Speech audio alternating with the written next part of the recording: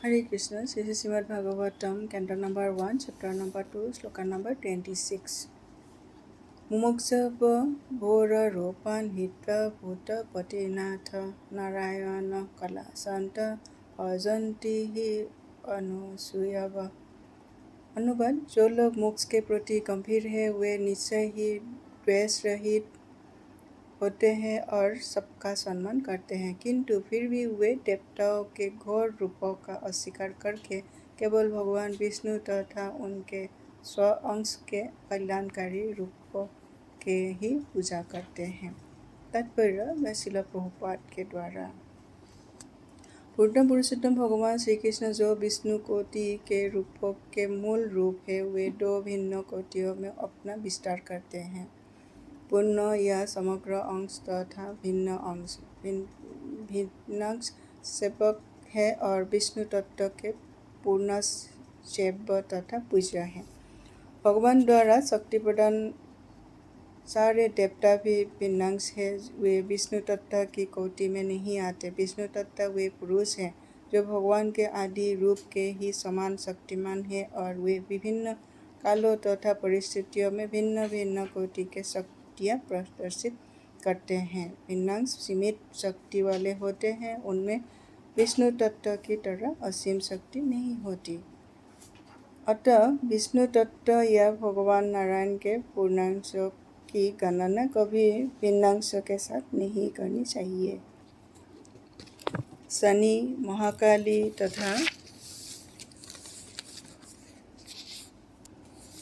चंडिका, इन देवताओं की पूजा वे ही लोग करते हैं जो तमोगुण की निम्नतर अवस्था में होते हैं।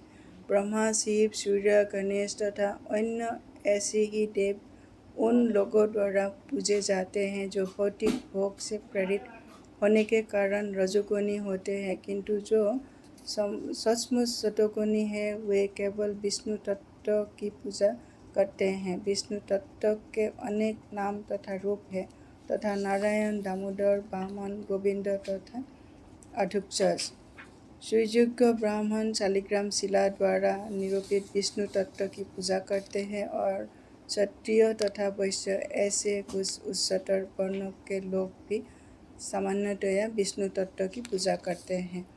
सतोगुणी योग्यतम ब्राह्मण कभी भी अन्य की पूजा विधि से ईर्षा नहीं करते, वे अन्य देवताओं का पूर्ण आदर करते हैं।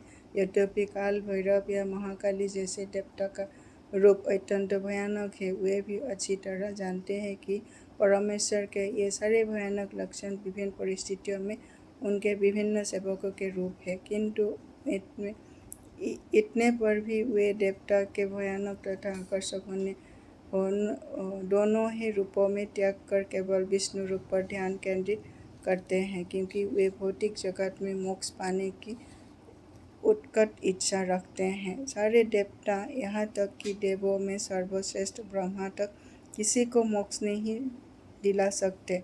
हिरण्यकशिपु ने अमर होने के लिए कठोर तपस्या की थी, किंतु उसके पूज्य देव ब्रह्मा उसे ऐसा वर देकर प्रसन्न नहीं कर सके। इसलिए विष्णु के अतिरिक्त अन्य कोई मुक्ति पद या मुक्ति के प्रदाता भगवान नहीं कहलाते। सारे देवता भी भौतिक सृष्टि के अन्य जीवों की भांति इस भौतिक सृष्टि के संहार के समस्त समय नष्ट हो जाते हैं। जब वे स्वयं मुक्ति नहीं पा सकते